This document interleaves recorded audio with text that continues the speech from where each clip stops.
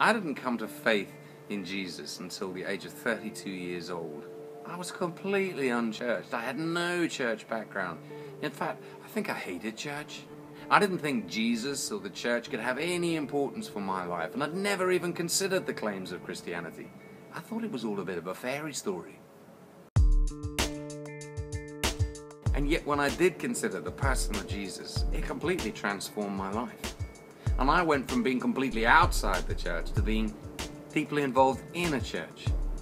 And because I didn't know any better, I just brought myself. I brought my questions, I brought all the things that I was passionate about, all my desires, all my doubts. And thank God I arrived in a church that was straight down the line in terms of faith. It wasn't questioning who Jesus was, but it allowed me to come and ask questions. And it embraced and loved me for all I am and everything that I brought. I didn't have to try and behave. I didn't have to try and believe right before I arrived in church. I didn't have to get all my ducks in a row. So I've been on an incredible journey for the last few years.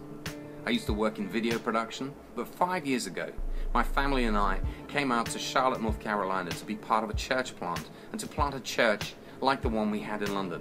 And now we've come up to Washington, D.C. to do the same thing. I've come to Rome. This is Rome. This is the most powerful nation on earth.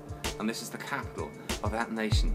And it's a city full of the most creative, passionate, driven, exhausted, wonderful and strange people.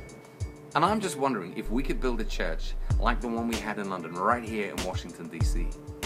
A church that can embrace people like me, people with questions, people who wrestle with the things of faith, people who are quite frankly a little bit churched off, people with desires and passions who want to make an impact on their world and don't want to have to leave that all behind when they come to church to pretend to be something that they're not.